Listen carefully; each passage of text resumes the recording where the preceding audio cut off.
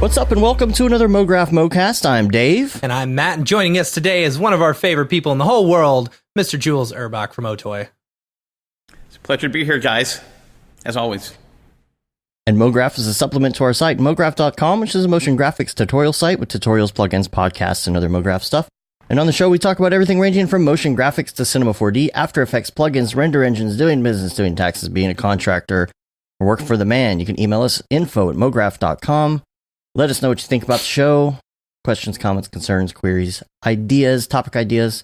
Let us know. But today, we're having a special bonus-ode, if you will, because Joel's here. We're going to talk about Octane 2020 here.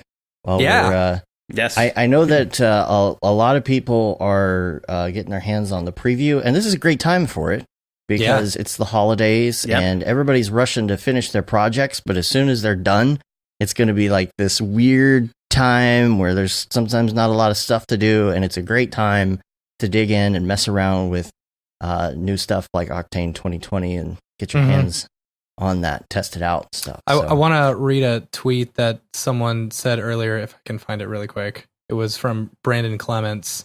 Oh, yeah. He said, I've been using Redshift for the greater part of the year, and I love it. Then I downloaded Octane 2020, and it's just stupid, fast, and responsive. Such an awesome time for computer graphics. Like, that's great. You know, all the different render engines are pushing each other to become faster and better, and I think it's a great time for all of us.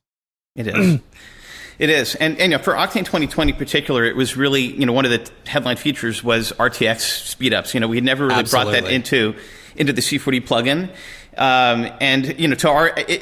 RTX is amazing. Like, we did promise, hey, there's going to be cases where it's 2 or 3 times faster, but to our delight, and even NVIDIA was like texting us like, wait a minute, how are people getting 10 times the speed? And it turns out they're real scenes where there's a lot of overlapping, vegetation or foliage where it can be 7, 8, 10, 15 times. And that's compared to Octane 2019.1. So those ray tracing cores really do speed up rendering by a factor of sometimes 10x in these scenes, and it's just great to see that happening. And I've sort of anecdotally I've seen that C4D scenes in particular seem to have a lot more speed up than we're seeing in other plugins. Like we did it in RTX plugin release for Max and Maya, and it's just not as it may be motion graphics and C4D in particular, the way that it's set up just seems to get more speed ups, but it's been great. So that's been one of the great features that's come out in 2020. Obviously C4D noises, we asked Maxon for a license to those, and they're like, here's, they were great about it, they've been so supportive, so we put that into 2020. Ahmed's been doing great work there, and there's also multi-threading in the material system in Node Editor I saw now. that. Yeah. That was also added to 2019 .15, right? Yeah, that's awesome. Yeah. So we do bring back, because 2019.1 is still the stable version, anytime we do something that we could sort of backport to the stable version easily, we do that. That made it in there. And also some of the rounded edges improvements from Octane 2020 are also in 2019.1.5. That's exciting. And what makes, because I don't quite understand it, what makes RTX so much faster, and what things in particular cause that speed up? So I would sort of, it's almost like the difference between CPU and GPU, or more precisely, like when you're doing video encoding or decoding, right? You have specialized hardware on your phone that does video encoding in a special chip and video decoding in a special chip that is 10 times more efficient per watt than doing it on even a GPU or CPU. And ray tracing hardware is the same exact thing. These RT cores are specialized, hardware that's on the NVIDIA GPUs that can handle, a certain part of the rendering pipeline. In other words, tracing rays, shooting rays around, not necessarily doing the lighting and shading, but actually just figuring out where rays hit other objects. Those RT cores do that for you. Previously to those cores being used, you had to write that code on GPU cores. And in terms of the amount of efficiencies that you get, a ray tracing core versus a CUDA core is basically 10 times more power per watt. So even though the GPUs don't have that many ray tracing cores, the amount that they do have in there is able to, if you're able to send rendering work to that chip, it'll actually, to that part of the chip, it'll make it significantly faster. And I've actually petitioned NVIDIA to add more ray tracing cores because I think that we can actually speed some of those renders that are seeing 2 or 3x up even more if you had more ray tracing cores on there. And if you don't have RTX or you turn RTX off, then it'll just do Octane the way it's been doing it for 10 years, which is just using the more general purpose graphics cores to do ray tracing. But ray tracing isn't everything. You also have to do shading and lighting and all these other things that are not accelerated by RTX. So there is sort of that's why it's a sliding scale. And it's scene dependent, but we started to see pretty regular patterns where the more instancing you use, the more overlapping triangles you have, the more that those ray tracing cores can actually be used to speed up the whole render. Gotcha. So I guess like some of the different tests that I've seen online, right? Some of them are fast, some of them are extremely fast, and so is it like instancing? Is it reflections? What is making some renders something we can do in order to make sure right. that we get those increased speeds. Yeah. I mean, so heavy use of instancing is definitely a plus. Cool. Anything that has tons of instancing and tons of overlapping geometry is a plus. There's also things you can do that we've actually specifically added in Octane just really to take advantage of RTX. So we added vertex displacement in 2019, knowing that was that, and the vertex displacement has many benefits, right? It does allow you to do OSL textures, procedurals. There's no UV mapping needed. The only limitation is you have to sort of set a tessellation factor for the geometry. But if that notwithstanding, that is fully accelerated with RTX, whereas the older texture-based displacement, which is completely procedural but in texture space and had some of these voxel, uses sort of voxel-based displacement, that is not going to be accelerated in RTX. So that's why we have those two systems and gotcha. Vertex displacement full speed. So if you are going to turn RTX on and you want to have, and there's going to be a difference between vertex displacement and texture displacement speed-wise, you'd want to sort of think about that. I'd also say that if you're thinking about how to optimize your scene for RTX, typically the less volumetrics aren't sped up by RTX at all, and anything you can turn into a tri-mesh versus a sphere primitive or a strand primitive, those don't get accelerated by RTX either. So the more that you have in your scene that's in a triangle mesh that's using vertex displacement over texture displacement, those things will then go into the bucket that you can speed up with RTX cores. That doesn't mean, by the way, that if you throw in volumetrics or hair, that it's going to slow it down to back to the old speed. It just is a spectrum of speed that scales back the more you don't have tri-meshes and things that can be fed to the RT cores. Okay. And so I guess what was my other question? Oh, I'm sure this has been answered before. But if you turn RTX on and you do have cards that don't have RTX, are you able to mix that? Yes. Okay. Yes. Okay, so they do actually work together. Yes, certainly they should. And the way that it essentially works is that the non-RTX cards will just be slower. Just like you can mix very fast NVIDIA, CUDA cards, with a ton of CUDA cores or very old, CUDA GPU, and it'll still work. It's just cumulative. The speed would be cumulative, essentially. And and so it would still use the RTX improvements, or would it just be like you were using regular GTX cards? It would use the RTX speed up on the cards that have it would actually work, and it would it would essentially be like if you get 3 times the speed, it's like having 3 of those GPUs with RTX off, and you can still mix that with slower non-RTX cards, and it'll just all be added together. The Octane bench score that you would get with RTX on plus the RTX, Octane bench score you get with RTX or non-RTX cards would just be added all together, and it's completely cumulative. That's awesome. And Octane's pretty resilient to that kind of mix and matching. We're doing something even more complicated with Octane X, which is completely, we can get into that in a little bit, but that's a complete rewrite of Octane for Metal. And that you can also mix with CUDA cards as well. Once that's fully finished, Octane 2020.1 stable and Octane X stable will be completely identical. You can mix those together, or at least over network rendering. That's awesome. Well, that's nice because there's a lot of people, I think, who have like their main machine. And, that's the one that gets the big upgrades. That gets the new 2080s and things like that. And then you have a render server sitting somewhere and it's got the older cards in it, the hand-me-downs, and you start stacking those up. And it's good that you can still use those because we were talking the other day. We're like, do we have to get like a whole new round of do we need to build all RTX machines and stuff versus just being able to use our older cards as well? That's great, Yeah. And so I'm sure that everybody is wanting to hear about the Octane X stuff. Real quick, before that, real quick before you go there, another big thing that was introduced was Sculptron. Yes, I would love to hear. I would love to hear a little bit more about that. I've seen some stuff and someone had done like created a plugin or something in Blender where you were able to like kind of mix sculpting stuff, and someone referenced Sculptron as being very similar to that. I'd love to hear a little bit more about it because I only know so little.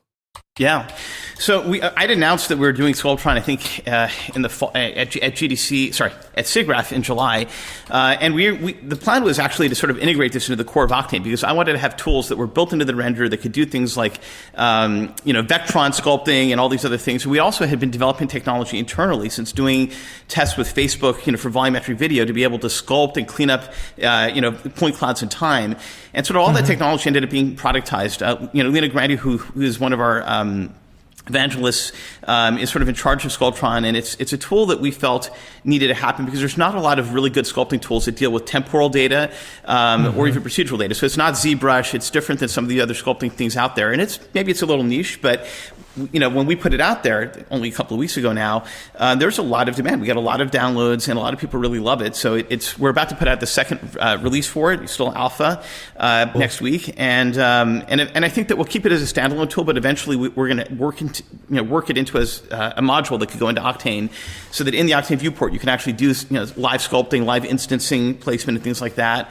But ultimately, even as a separate tool, I think people are seeing a lot of utility for it. And there isn't a lot of really good sculpting temporal tools out there, and that's why we sort of built it and put it out there. And I think the response so far has proven that there is sort of that missing piece, that gap. So it's been encouraging. And also, Sculptron is all GPU based. So like Octane, which was a 100% GPU rendering system, Sculptron is also completely GPU based as well. So you do get speed ups for doing a lot of complex procedural layers and things like that. Cool. So, and I haven't opened it at all. Is it similar to ZBrush in the fact that you can actually physically sculpt in it? Or is it just for, that's awesome. Okay, cool. Yeah. I'm sold. Yeah. So and we have a free version that that we'll keep free, just like Octane free tier, and then we'll have we'll probably have some of the more advanced features limited to people that are on Octane Studio or Enterprise or purchases, so that we still have people that are able to enjoy the tool paying nothing, and then if you're paying a subscription or buying Octane, you'll be able to get the full set of features. That's awesome. Cool. Very cool. Very cool. And y'all just introduced a free tier for Daz Studio as well. I saw that. Yep. Yeah. So our plan, we announced way back in the Octane 4 days that we're going to probably make about half of our plugins eventually free. So we're about a third of the way through. That's our fourth free plugin. And we're just taking it sort of month by month and seeing, because every time we do a free plugin, it's meant to sort of introduce users to the Octane ecosystem. And, we're doing it in a sort of a pretty organic way. Obviously with Unity, we're starting with tools that are free themselves, right? So Blender's free, Daz is free, sense. Unity and Unreal's free. But we could do more of those. And, we're trying to also figure out, obviously we want to kind of make money too, right? So we're trying to see, does this lead users to actually pay for the 2 GPU version? Because the free version is only for 1 GPU. And the answer so far has been yes. So I think that we want to, so we're going to add more. Daz is definitely not the last plugin in the free tier. We're definitely looking at doing some more of those. And I think eventually we might get up to, 10 free plugins, and maybe beyond that if this keeps, working out pretty well for us. That's awesome. That's way awesome. Yeah. Cool. So everybody wants to know about Octane X. Yeah. I keep seeing the comments, so I'll let you talk about that. Great. It's internally at Otoy, it's been a huge and pretty rewarding project for us because, let's start from the beginning. Basically, our path to getting Octane on the Mac has been so fraught with complications from going back 5 years. When Apple, and it was Apple that announced Octane X for us, which was wonderful. They went up on stage and said, Octane's coming to the Mac Pro, it's coming to Metal. That was a culmination of 5 years of working with the Metal engineers. And initially, we announced for Octane 3, we're going to bring Octane to OpenCL. And the only reason we care about anything other than CUDA and NVIDIA was the Mac. It wasn't really to support AMD cards on Windows machines or Linux machines. NVIDIA, frankly, is a great option for those systems. But on the Mac, you don't have NVIDIA cards at all anymore. Just recently, CUDA support for macOS gone. So there's no, and we kind of saw that coming. I think a lot of people did. So we knew that we had to get some sort of support going. And OpenCL was created by Apple, then canceled by Apple, and then we did an AMD CUDA cross compiler, which I think you guys saw at our SIGGRAPH 2 years ago. Yeah. That was working. It was slow, but it worked. And then we showed it to Apple, and they're like, "Oh, guys, no, this is only going to run a boot camp. You need to really rewrite this for Metal." And so ultimately, pretty much right around, I guess, 18 months, 2 years ago, we decided, okay, we're going to do this again. And rather than writing a CUDA cross-compiler for AMD, we're just going to rebuild Octane in OpenGL Compute, which is a language that's much simpler than CUDA, and use that to build cross-compilers for all the different backends. So we can cross-compile to Metal, to Vulkan, back to CUDA. Cool. And that's how Octane X actually got going. And I can report that as of right now, we have almost everything in Octane running in GLSL Compute, and it runs absolutely fantastic on AMD cards, Intel integrated graphics on the MacBook Pro, and it all runs in Metal. And so feature-wise, we're further along feature-wise than we were with the RTX preview in March of this year. So you can load in almost every single scene. Like I've loaded in full production scenes, and it runs on the Mac on Metal. I'd say speed is about 5 or 6 times faster than we had with the AMD cross compiler. We still have probably about a few more months of optimizations before I'd say it's comparable to the CUDA version. I was going to say, how's the speed in comparison to like the RTX versions or the CUDA versions? Well, the one thing that right off the bat, you will not get the RTX on speed on any AMD or Intel cards. That is a no-go. Yeah. You also don't have the you don't have cuDNA. You don't have the tensor cores for AI denoising. So the AI denoiser on the Mac works, but it's actually it's not using specialized hardware. So there's no specialized hardware for RTX or for AI processing. But the AI denoiser on the Mac still cleans up in a second. It's so fast. It's pretty fast anyway.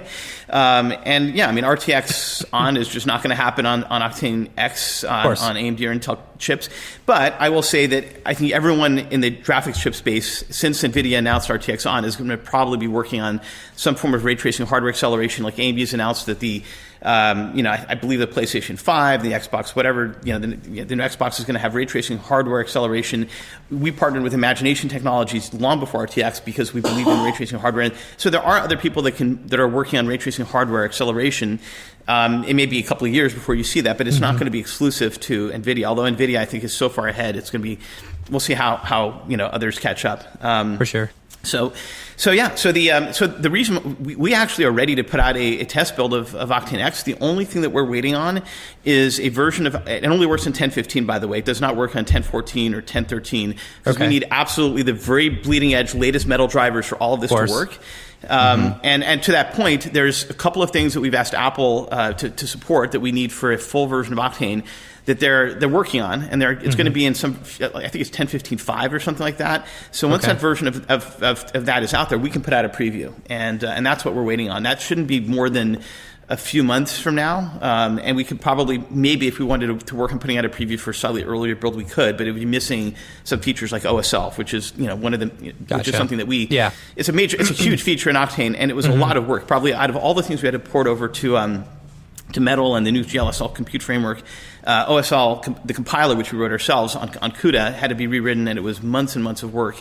So that's probably one of the most complex pieces in Octane X, but I'm happy to report that also works. Like we can run those on an internal build of 10.15, and it's awesome. And we, last month we also got our first version of Octane X full features running on an Intel integrated graphics chip on a low-end MacBook. It's not super fast, but it works. Yeah, but I think that's to be understood. Sometimes you'll be out on like a shoot or out on location or something like that, or at an event, and you've just got to pull out your laptop real quick. It'd be great. Like I know a lot of people enjoy working on their Macs, but not having that NVIDIA support has been tough. So being able to just hop on there, make a quick change, send it back to your farm, and just render it there, it's good to go. Yeah.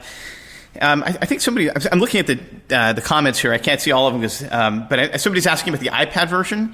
So the iPad version is in development. We have 3 GPUs with Octane X that we're looking to support. The Intel family, the AMD family, and the Apple chip family. Ironically, the most advanced iOS device that we can run on right now is the iPhone, because it's the only one shipping with A13, the very latest chips, in the iPhone 11. So we're developing Octane on the iPhone 11 first, and then we're going to work backwards from there to get it on the A12 12, which is the iPad Pro, and then we can go further and further back. But I will say that our experience with the iPad Pro, the current version that I'm actually using right now to Skype with you guys, is faster than an Intel integrated graphics chip, which we already have working. So my expectation is that you probably will get pretty decent speeds on an iPad Pro on set as well, and it'll be the full version of Octane. Everything should work. The only thing missing really is, of course, all the plugins, right? There's no C4D there's no Maya really on the iPad. So it's going to be probably some simplified version of Octane standalone at the very beginning, but that's still kind of useful. And we are going to have an SDK on the for iOS or iPad OS that will allow you to build integrations and plugins around Octane, including Hydra support, which we think will work pretty nicely on there, which means you can have anything that can have a Hydra viewport like Houdini does now. Maya has that. If you build your iOS app with a Hydra viewport, like, you should be able to use Octane for iOS and iPad in your application. And we're going to work with third parties on making that work nicely. We also have interesting things for touch and for sculpting, and even ARKit. All that would work in Octane X on iPad. So I think it's going to be a really interesting tool. And I also know that Apple, they've been performance per watt and compute cores on the iPad. And I said this before on in previous podcasts we've done together. It's way faster than Intel, but it also, I think, in terms of raise per watt, it's actually, I think, faster potentially than a lot of desktop GPUs, including NVIDIA cards. Obviously, those Apple GPUs don't scale up all the way to what a desktop GPU could do for hundreds of watts, but it's really compelling to sort of see how fast a mobile chip can run Octane and do ray tracing. And we've done like Octane Bench on iPad and iOS, and it was pretty good. It was in the 30 or 40 Octane Bench range, which is that was what desktops were 5 or 6 or 7 years ago. That's pretty good. Yeah, Andy just said Sculptron on iPad with an Apple Pencil. That would be cool. Oh, that'd be fun. That would be very cool. and it'll happen. It'll happen. So there's been a lot of discussion around bringing Sculptron to one. Actually, one of the features on the Sculptron roadmap is just to put Octane as a viewport in there, and to get that all running on the iPad, and with the Apple Pencil, obviously, and cool. With having the ability to do 6-DoF sculpting and all this stuff. There's so many cool things you could do. It feels like it's totally fertile ground to do absolutely awesome stuff. And Sculptron definitely has a life on the iPad Pro with Octane integrated in there as well. So yeah, it's super exciting. That's Andy awesome. Wanted to know if you had one of the new Mac Pros to play with now. Well, I can't say. Although we ordered our Mac Pros for the office, and obviously we've been working with Apple on just making sure that Octane runs on the Mac Pros and all of that. So I will say that on the 4 GPU Mac Pros, it does scale 4x, which is great. Everything on Octane X, it runs just like it does on the CUDA NVIDIA PC world, including network rendering. We tested network rendering between multiple Mac Pros. And in terms of having a Mac Pro in the office, we did order 2, so we're excited to get those in our hands. And is it the 1.5 terabyte RAM? No, I can't afford that. I don't think anybody can. If I had a house and I mortgaged it, I could, but no, right. It's just, I think it's unfair though for people talking about how expensive the Mac Pro is. 1.5 terabytes of RAM is going to be $25,000 on a PC as well. Totally so agree. $50,000 cost, you're going to spend an extra $25K on a PC with 1.5 terabytes. It's not really a Mac specific thing. I totally agree. Is the preview available? What other plugins is the preview available on right now? Is it everything? I know like Cinema 4D just came out. Are there certain ones that's not available on yet? For Octane 2020 or for Octane X? 2020. Yeah. 2020. Sorry. So C4D came out. I think Houdini just came out. I think we're working on Max and Maya. Rhino came out. Daz came out. We should have all the plugins by the end of this month. Almost all the plugins should have at least a 2020 preview version. I think Lightwave is coming shortly. They should all be there. And I know Unity and Unreal are just about to hit 2020 as well. So I would say that it's a safe bet to say that almost all the plugins by the end of December should at least have a 2020 XB1 or XB2 build out in users' hands. And then we're going to hit RC1. We've got about 3 or 4 features we're adding. We need to get dirt and rounded edges working in RTX on mode. We're adding, we need to add, essentially geometry attributes, which we added in 2018 for vertex data.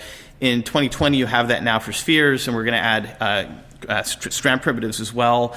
So all primitive types will actually have the equivalent of vertex attributes, and that's in progress now. Once we hit that, I think that we'll be pretty close to feature complete and roll out RC1 hopefully early next year. And the idea is that by March we're at stable. Awesome. That's awesome. Yeah, there's so much stuff in 2020.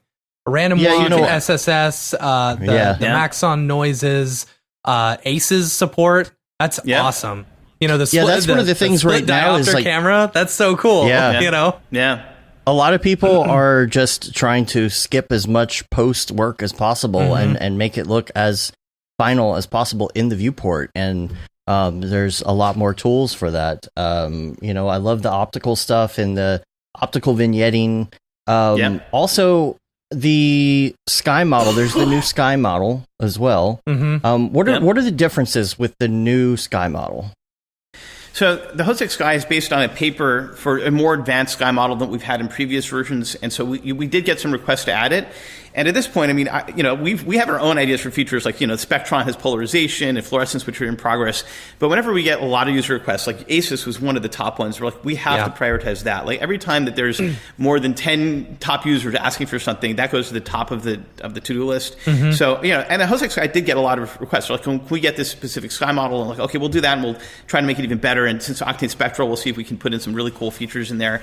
So the Hosek Sky it's different. I mean, if you go through the 4 different sky models, I think Hosek is the most realistic. I was going to say, it doesn't have like. Go ahead. No, I'm just excited about this. It doesn't have the Nishida space mode, that the Nishida Sky has. But that's why we have different options. I mean, different sky models make sense in different scenarios. But there is, if you look at the images we put out with 2020, and you just look at that interior, the Hosek Sky model has nicer yellows at sunset, and golden hour looks a little bit better. So we wanted to have that in there. It's fascinating. We actually model a lot of these features in OSL, and then we just bake that into Octane because the OSL system in Octane is so powerful. You can create new sky systems, new camera systems. It's all there. And so sometimes we have internal developers using OSL just the way any Octane user could. And a lot of people are like, well, these are, because I keep saying, you can write this in OSL. And a lot of users say, well, can we just get this built at Octane? So that's why we ended up.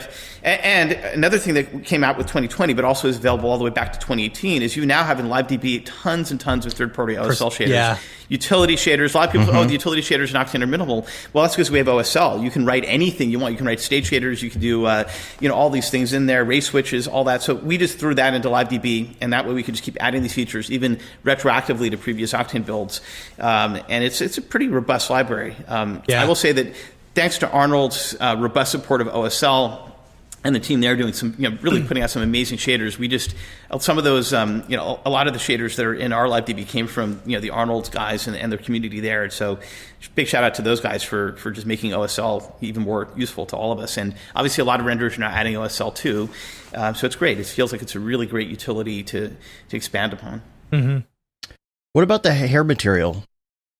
So the hair material is, so we have new random walk for skin specifically, because that's, that was something that really made a big difference. Like DAZ users, most DAZ users are rendering human skin, and they went crazy when we put out 2020 with the random walk. And the hair shader is sort of a reflection of that for strands and hair. And it's basically, there's, I think a lot of, it's based on the Disney paper. I think a lot of the advanced hair shaders used in production are all similar to the Disney, paper that was put out. And so Octane's is based on that. We, of course, did our best to make it work with spectral rendering in Octane and make it fast. And then we did get immediate feedback after we put out 2020. Can we add randomization for melanin and some other features? So all that's being put in there. It's great to get feedback. That's why we put out these test releases and give ourselves a month or two before we go to release candidate and stable. But yeah, it's awesome. It's a huge improvement over trying to do hair with the universal material we had before, because obviously this particular hair BRDF is designed for to look absolutely fantastic for hair and make it artist friendly as well. What about the AI upsampler? I haven't had a chance to play with that yet. Yeah, so it came out of the same sort of research that we were spearheading for just AI denoising and other AI effects. We did although we haven't released this in Octane, we do have a non-realistic rendering filter in AI and stuff. But the AI upsampler felt like it was an important feature to try to squeeze in there, and it does. In a lot of scenes, you can just render it at quarter res, and it'll upsample perfectly. And especially, it doesn't work great if you're doing postage stamp size renders, for example. But if you're doing something at 2K and want to blow it up to 4K or 8K. AI upsampler could be really useful for that, and it was specifically for large format renders where it's like you're looking at 14K renders. You may not need to render at that resolution. You can render it at quarter res or half res and essentially get the same results. And every single one of our SIGGRAPH video walls has been using the AI upsampler as a separate utility. Yeah. So it's like if it works well for us, and we had artists that would submit samples in both super high res and quarter res, and we were just realizing, well, wait a second, the upsampled quarter res one is identical to the full render, so it's good enough. And I think for large renders, the AI upsampler is excellent. It's not a for sure. Panacea for necessarily every single use case for smaller render buffer sizes, but for large ones it's fantastic. And we internally were using it for 2 years now, so we figured, okay, it's time to ship this in Octane and let everyone have the same tool. Awesome. Now, some of the other bullet points that I saw earlier when I was looking, there was some deep digging that I was doing, and the particle color and float attributes, is that meaning that it can take something from like Houdini, the color and float from Houdini, and interpret that? Do I have that right? Yes. So we've actually, it was one of the weak spots in Octane for years, and we've heard about this, and because I'm not a Houdini user myself, I'm actually, most of my time is working on the core of Octane and standalone. I spend a little bit of time in each of the plugins, but we had a lot of feedback from our Houdini users that were saying, well, you guys are missing, vertex attributes, you guys are in just in vertices, right, geometry, as well as spheres and hair and those and the like. So we addressed that as quickly as we could after Octane 4 with 2018, which did have the vertex attribute support for meshes, but we were still missing, and this is something Houdini users were complaining about with 2018 and 2019, we were missing the same attribute support, the equivalent of vertex attribute support for spheres, for particles, and for hair. So the 2020 just addresses all of that, and you now have attribute support in all primitive types, just like you've previously had for meshes and triangles, and that's huge for Houdini users. But also, I think Ahmed's going to make good use of that as well for greater efficiencies in the C4D plugin, and I think he's done a lot of crazy workarounds in the past to get around us not having this in the core. But now that it's in the core, we can simplify and make things work better. Awesome. And the new dirt shader, what is different now about the dirt shader in comparison to before? Yeah, so the dirt shader before was you didn't have as much granular control.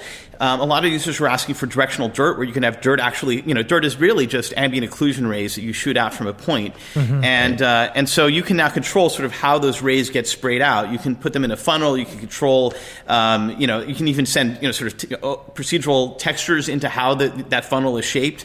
So you can do a lot more complex dirt effects, and it's pretty neat. So you can even, link sort of multiple dirt shaders together to do different channels, like have red dirt and green dirt, all that stuff can be handled in interesting ways. And so you just have a lot of control over the spread function and the shape of the sampling for how dirt works. And we you can also now exclude and include other objects in the dirt shader calculations, which wasn't possible before. Similar things can be done in more accurate rounded edges shader that we added in 2019 and 2020. I think it's a massive improvement over the dirt shader before. And again, it was one of those features where we were seeing the feature requests come in, and they're like, can we get, more control over the dirt system? So we added that, and perfected it, I think, in 2020. And it's fairly comprehensive. I don't think there's anything really missing from it. When we put it out there and, users were testing it, it seems like we sort of got everything that you'd want to have in the dirt system in that very first 2020 release. So we're pretty happy with it. And it seems like users are too. Cool. Well, I know there's a bunch of questions that we have in here. I'm trying to take down as many as possible. If you have a question, feel free to put it in the chat. I think one of the questions, too, I know since you're kind of waiting for Apple to do a couple things for Octane X, I guess the question is, when is there going to be a preview of that or something expected? So I would say early next year, and I think we're targeting, just to be frank, a stable release of Octane X around the same time as Octane 2020, so March, April, something like that. And our expectation is we'll have a preview, systems like that. I mean, it's not completely in our hands because we need Apple to sort of help us with, with these driver updates. But I would say, in the next couple of months, we'll start to have something close to a release candidate, and a stable release is still on target for Q1. We were hoping to have a preview version out in December, but it just the drivers aren't there. Yeah. One thing we might do though is we might have a bunch of. I want to put out tons of videos and show exactly how it's working, because I think some people just need like proof of life. Even I did. It was really weird until we had everything working on Metal. There wasn't much working. It was just like he had ambient occlusion working. All of a sudden, everything started to work. PMC, path racing, every single scene could load. So I think we're going to show that as soon as possible, and as quickly as we can get to an XB1, an RC1, and then get to stable by the end of Q1, late March. So awesome. That's the plan. Yeah. A couple of notes about Octane X. There is going to be a coupon code. So if you buy a new Mac Pro, you'll be able to get, just for the Mac, you'll be able to get a free 1-year Octane Enterprise with all plugins for your Mac Pro. Wow. And I don't know if this was in public, but you'll also be able to keep the the slave rendering system. So even if you don't upgrade or continue to pay maintenance on the enterprise thing, you can still use this render slave perpetually with the latest with that version of Octane X. So that's pretty cool. I think that's a great. I think that there's a lot of. A lot of Mac users have been waiting a while to get Octane on the Mac, and it's something that we felt this is a good thing to do. Just like the free version of Octane, like let's see if that sort of gooses the needle and gets people to sort of look at the Metal ecosystem and Octane on the Mac again, because I know there's been a lot of people that have sort of shifted away from that, and I'm a Mac user myself. And at the very least, if you can still mix that with the PC version of Octane, so I think it'll be pretty cool. I was going to say, is headless rendering coming in Octane X? Yes. So headless rendering, and there's probably a little bit of I didn't get even into the Vulkan version of Octane, which is also another, whole other, interesting tangent. But yeah, the headless rendering feature that we actually initially planned for 2019, it really was, again, mostly for the Mac, because most PCs have the ability to have an NVIDIA card. Even laptops have pretty high-end NVIDIA chips in there. So it's not like it's a desperate need, and if you have an NVIDIA chip, you don't really need headless rendering. But on the Mac, it's different. So headless rendering will be in Octane X. It'll be in the final release, and it uses Metal, so it can run on Intel and graphics or AMD, and you can then use you can have no rendering being done on the local machine. It'll just do post-processing, but it'll basically use the network rendering feature in Octane to do all of the rendering on the network GPUs. So cool. There are cases where you may actually want that, even if the Intel integrated graphics chip, let's say, or internal AMD chip on a MacBook Pro could run a scene. It might just slow things down to run it on there. You may just want to have a much faster viewport rendering over the headless rendering system on crazy RTX hardware, for example. It'll also work on the iPad. So the headless rendering feature just is designed to use the GLSL framework that we built for Octane X. And on the PC and Linux side, we could do headless rendering as well using Vulkan. But the problem that we ran into, and I'll just be sort of transparent about where we're at with the Vulkan version of Octane, it works on NVIDIA. It does not compile on AMD yet, and even on NVIDIA, the Vulkan drivers are really Vulkan's just not that mature. It's just not as far along as CUDA is, or even frankly Metal. So even though the exact same Intel and AMD GPUs can run Vulkan and Metal, Apple's Metal drivers are way more robust, and we can't. I mean, we can run Octane. Let's see, the Vulkan version of Octane built from the Octane X code base on AMD and Windows machines, but it's full of problems. And to be frank, even the NVIDIA version, which we can now run on Vulkan as well as CUDA, it just isn't as stable, and that's because Vulkan drivers are just very new. There's just a lot of features we've taken for granted in CUDA that aren't in Vulkan yet. Vulkan's been used primarily to create games. It's not like CUDA, which was designed from the ground up to be for advanced applications like Octane. And even on the Metal side, I mean, I think Metal prior to this very latest version of Metal going into 10.15 wouldn't have been, it just wouldn't be possible to have Octane itself with all the features that we have in CUDA running on Metal until this latest version of Metal. So we need Vulkan drivers from NVIDIA and Intel and AMD to sort of catch up to that, to release a Octane version on Vulkan, and then that would also allow us to do headless rendering as well. Gotcha. on those platforms. Glider LP has two questions. One is any plans for additive material blending, and the other question is about Spectrum Spectron light primitives in Cinema 4D? Yeah, so I'll start with the first question is additive materials, and the only reason we sort of didn't really throw that into the mix is that they aren't completely unbiased. Octane's unbiased render, obviously.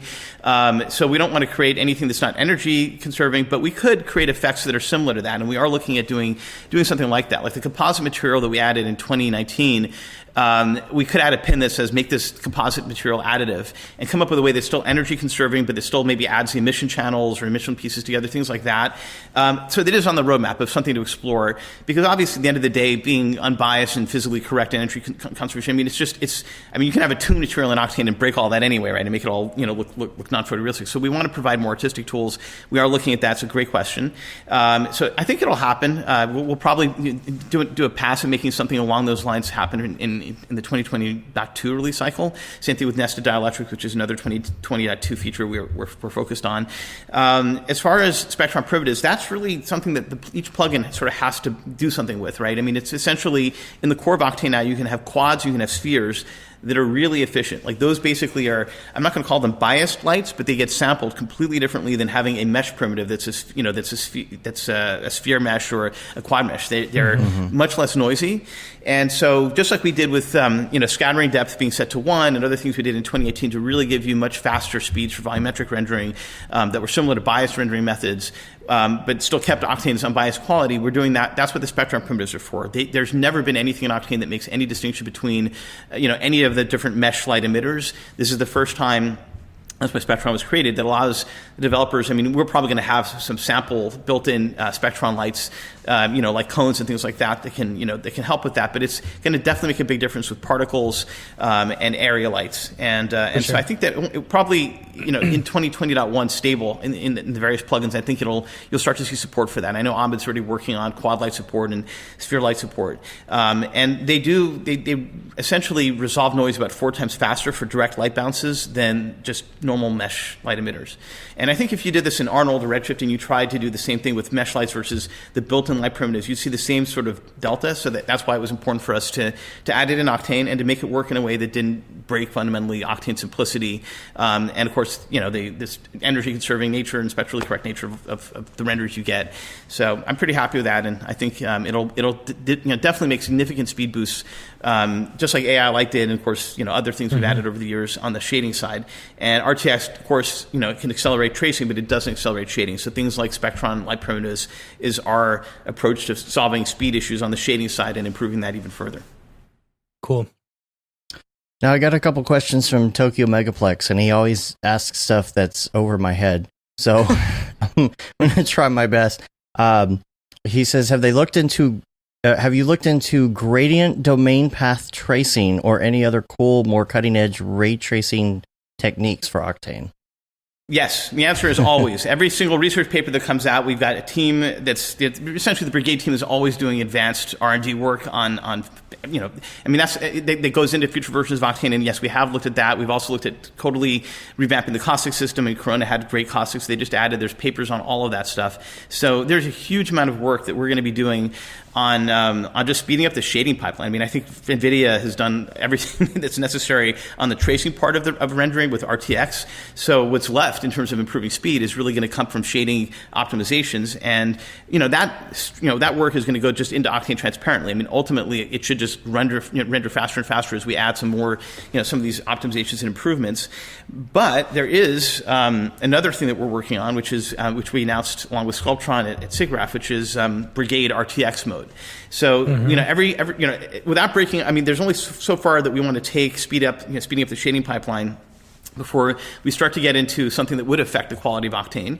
However, there's a huge appetite. If you look at Blender, right, they have EV, Redshift's working on Redshift RT, V-Ray has whatever, Ledvari. I'm saying it wrong. That's Dr. Doom's like HomeLed, but it's not something like that, which is their real-time thing. So Brigade has always, kind of existed as an internal project that is meant to focus on real-time, and we've actually embedded pieces of Brigade in Octane since version 4. Like the entire super fast scene graph that makes loading and moving objects super fast has been in Octane 4. But the shading part of Brigade we kept outside of Octane. We just didn't, we didn't know where to put it.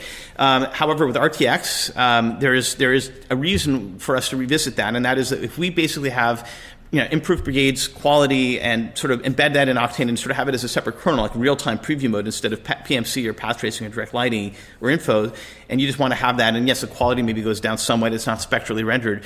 We think we can have a version that allows you to basically have the viewport still be path traced, but have it work live with no noise, fully dynamically. And that's something that we want to embed into Octane this year. And that's where Brigade is going to have sort of a second life, I guess, inside of Octane 2020. And also as a completely separate application like Sculptron, where if you want to export your Octane scene or do something with Unity or Unreal, we actually have a version of the Brigade kernel running on RTX with physics and soft body dynamics so that you can kind of just export your scenes and actually do dynamic things with them in AR or VR, which is cool, or in game engines. And Brigade with RTX is designed to really simplify the shading and optimize it as much as possible, still use all of the Octane materials, including OSL, things like that, but just give you much faster real-time feedback of the viewport.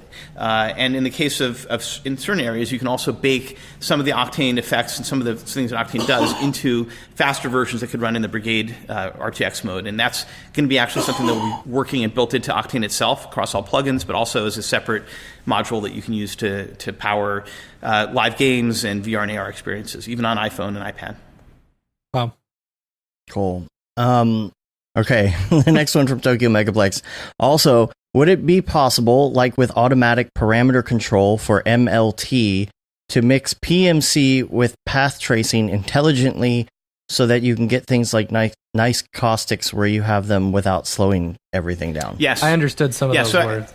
I know. Yeah. So the work that I was mentioning about us looking into better caustics is exactly that. Like we want to basically add much better the PMC caustic speeds to path tracing mode. I mean that essentially is heavy work that we're heavily invested in doing, and it's possible. So we're actively working on that. The answer to that is yes, and it's in the the R&D work for that is being done now, and I think I'm optimistic that it's something we should be able to pull off in the next year or so, maybe sooner, hopefully not later. And a couple of people have been asking about an update on render tokens. Mm-hmm. Yes. So Render has had a pretty great year. I mean, we're actually on a tech level. I think we're completely done with everything in Phase 3. We have tons of GPUs in the network. There's one last piece really, which is going to complete sort of everything that we had mapped out for Render, sort of the more interesting blockchain IP things in Phase 4, which is we need to have the tokens actually on a platform where you can convert the tokens to money, so that you can actually get paid for your renders, and we're actually pretty close to getting that out there, hopefully this year. And I think at that point, once that's in place, then what we'll do is we'll have essentially Orc phased out and replaced with Render. It's already inside of Render, everything in Orc is there. We're also going to have some interesting things where you can still have tiers of Render jobs that are done on the public cloud with full MPA security and everything else if you so choose. They may be more expensive, but we're working on adding that, and that's something that we expect will work on all the things that Orc works on now, which includes Amazon and Google and Azure and those and the like. But frankly, there's customers that come to us that are trying to, they just go and rent, AWS instances themselves, and they're like, there's only we can only get a few hundred GPUs, and there's just not enough. There's not enough to support a user base the size of Octane's, much less all the other crazy things we'd be doing if we really were to push the service more. So Render exists to provide scale that we've never had before, and I think it's so important that we provide that. I'm excited to see that happen.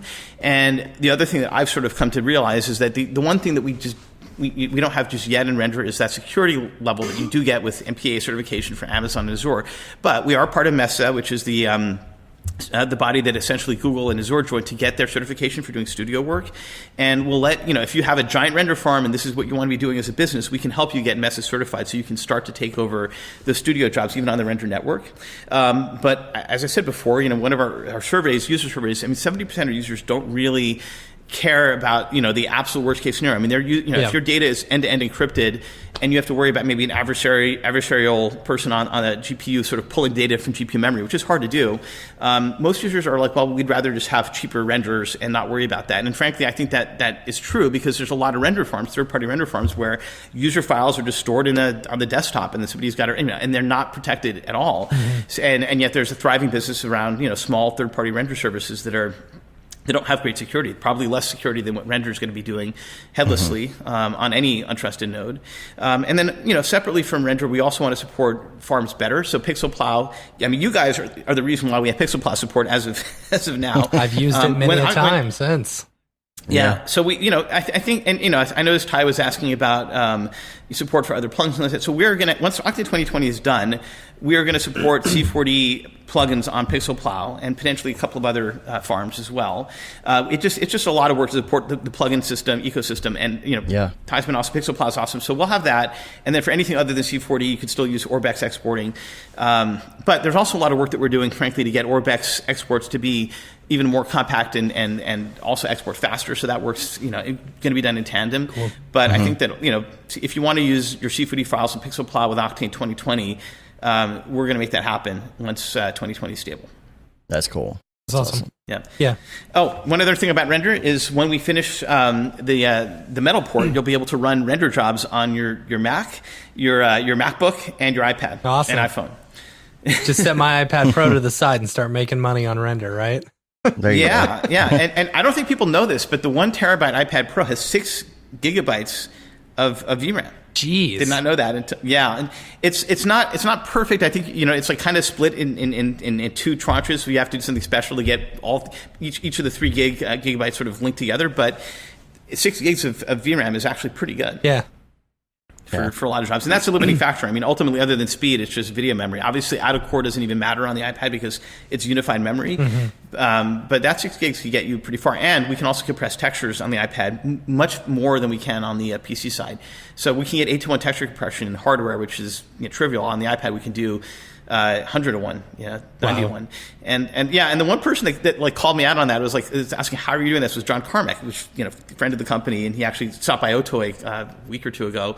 But yeah, there's much different hardware on the iPad that's been designed for mobile games, right? You can have much, ASCC texture compression on the iPad is much greater than BC1, which is what we're using on the PC. So you're just going to be able to squeeze a lot more textures onto the iPad with texture compression than in the same 1 gigabyte or 6 gigs of VRAM than you can on the PC. So that's exciting. Is that only for the iPad, or will that be, yes. Okay.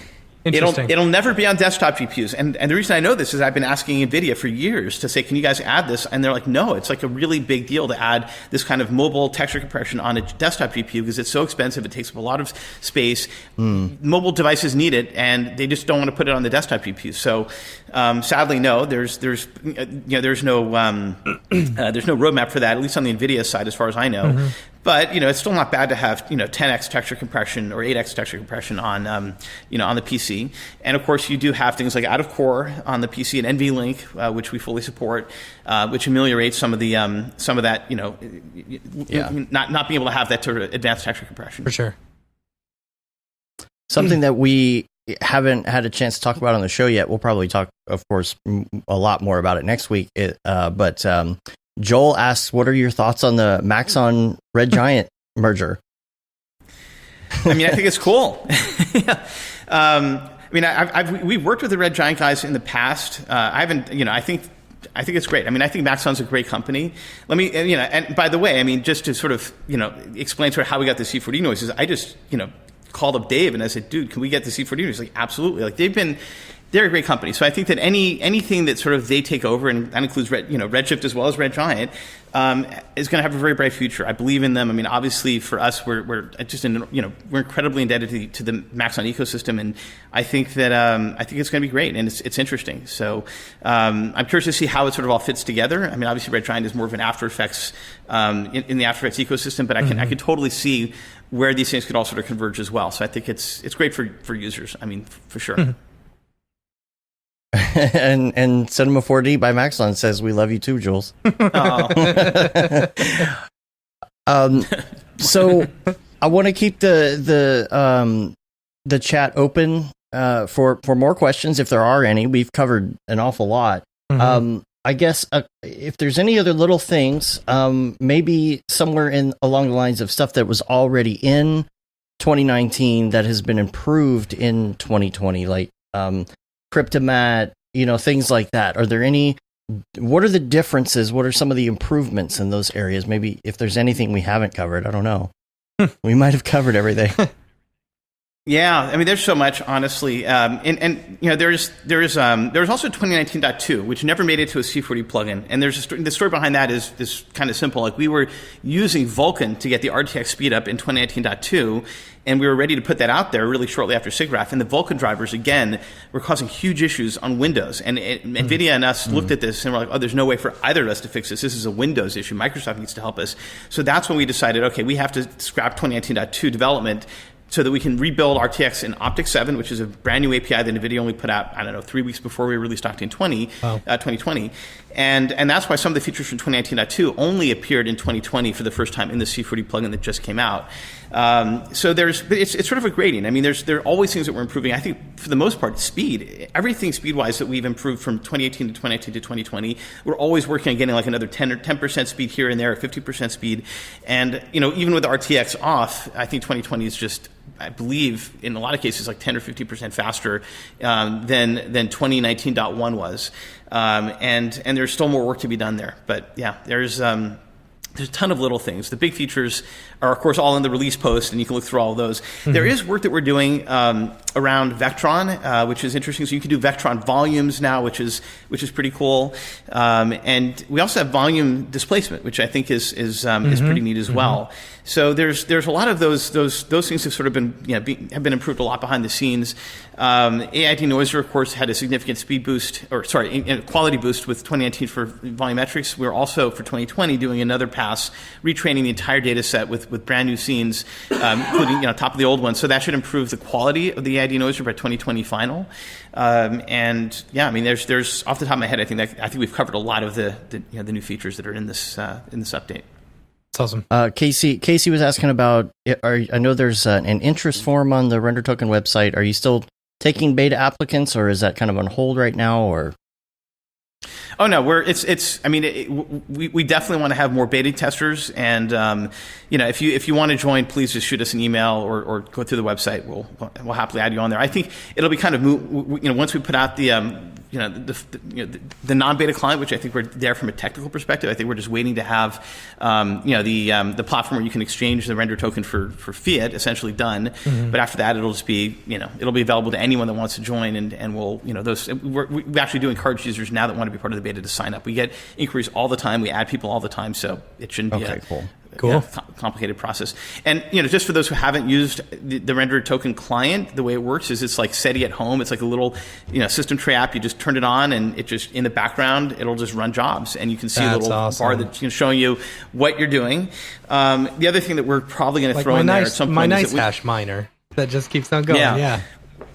Well, one of the things that's a no-brainer, even though it makes a lot less money than Render in terms of payout for users, is we can certainly run an Ethereum mining thing in the background if there's no render job. So you're always, if you're going to turn this thing on, at least you're making something, right? Even if your queue of render jobs isn't being filled. But I think Ethereum has actually been pretty low. So Render being pegged essentially to what the cost is on Amazon and the public cloud, it pays out way more. So even one job in 1 hour is going to pay you more than running days of Ethereum mining on the same GPU. And if for whatever reason it's so is the render, if I'm sending stuff to Orc, is that going out to Render, or how are people submitting jobs? That's what I'm curious about. So there's a whole separate website. Orc is actually its own orc.otoy.com website. Render is almost a reskin of Orc on a totally different site with a totally different back end. They'll be merged at some point when we actually are when Render's out of beta. But right now, Render is a different site. So you can submit the same data, but it'll go to a different bucket, and it'll go through the Render network versus the Orc Amazon private network that we have with the cloud providers. But it works exactly the same. But it is sort of forked right now. And what we'll do is once Render is fully out of beta and fully working, we'll just take the Orc, we'll probably deprecate Orc completely and just make it so that if you want to have jobs that run on the public cloud like Orc does now, it'll just be a button in Render and say, I want this to run on AWS, Google, Azure, or something with MPA certifications, kind of security level. It'll cost more. It'll there may be a limited amount of it, so you may actually have to wait longer to get your renders out of there. But that's how it's going to essentially be merged together. And it won't be long, I think, after Render's out of beta, where when Orc sort of gets blended in there. But right now they're separate. So sending a job to org is not the same as render in terms of where the data is stored. We just do that for security reasons. Like, if you send something to org, it's safe, secure. It's not running on some third party render node that we haven't validated. Render is the opposite. It's all essentially untrusted nodes with security, with end-to-end encryption. But those things will be merged together, and we'll just have a flag in render that says if you want to run this with this level of security and protection, it'll go to AWS, Google. You can even select which one you want if at the end of the day with the interface we're building on render, and then org will be subsumed with within the render. That's super interface cool. and web page. That's super cool. Mac Daffy asks, how did you improve the volumetric denoiser? Better training. So, AI, everything AI-based in general is all about how well you train the system. So we ended up feeding the AI denoiser a lot more data than the old pre-2019 volumetric denoiser was using. And there's a lot of stuff. Octane's AI denoiser, we wrote that from scratch. We're not using the optics or the Intel denoiser. It's built for Octane, and there's a ton of stuff going on behind the scenes where we're spitting out all this data. Like, a lot of what Octane's doing internally is fed to the AI denoiser system, so it knows as a sense as to what's happening on the shading level. And we didn't really do anything. We didn't really do much work on the very first AI denoiser implementation. It was a totally separate denoiser than all the other denoising pieces that are in Octane. And with 2019 and now 2020. We just had more time to work on that and feed it more data, and I think from a qualitative perspective, you're seeing about 3 times the performance with the new AI denoiser versus the old one, and that came from better training data and retraining the AI denoiser on that better training data, and then putting that back out into the production build. Cool.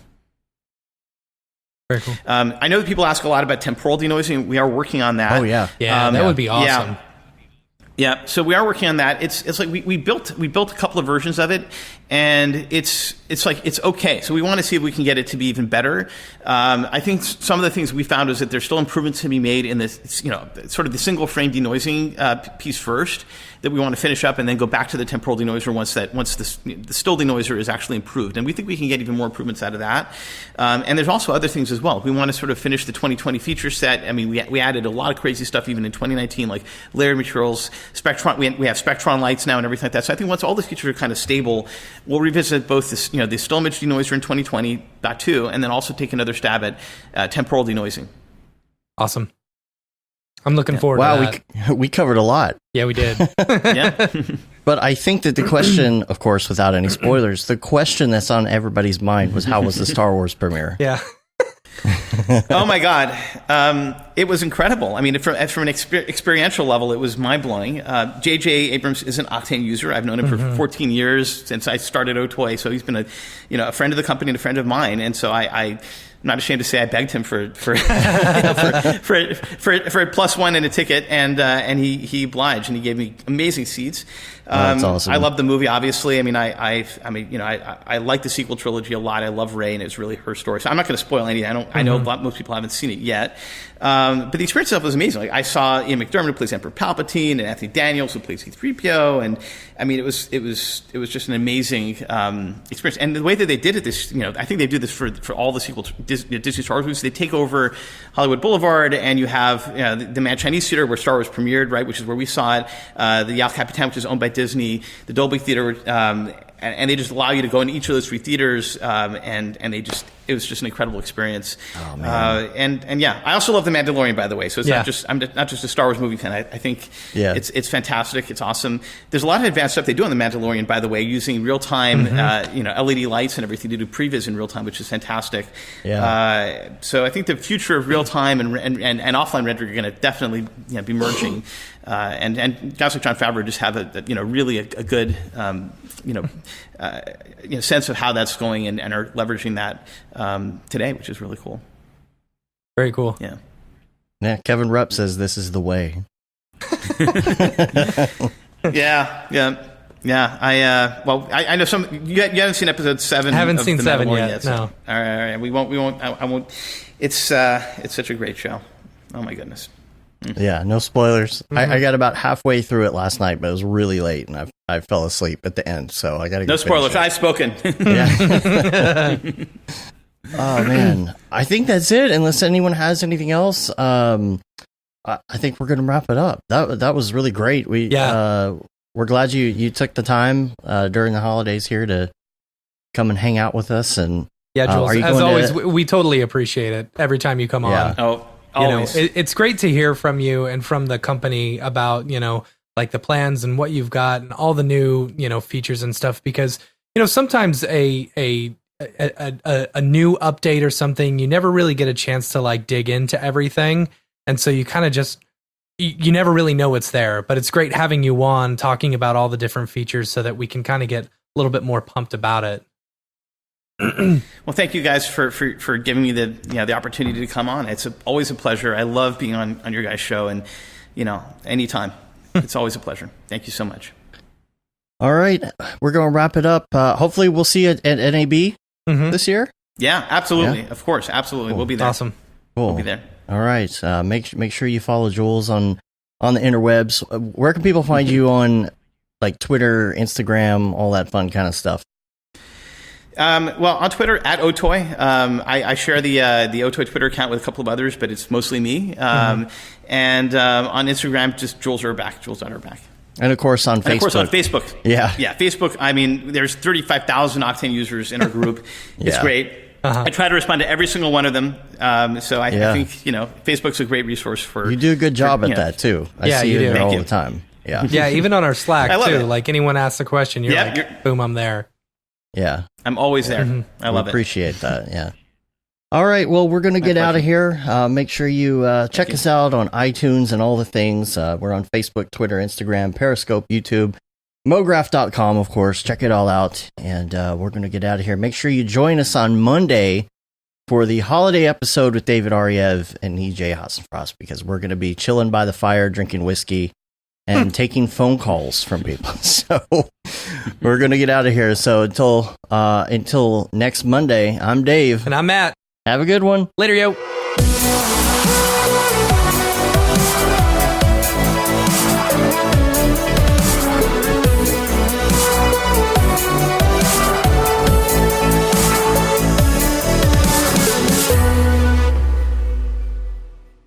It's pretty good, I guess.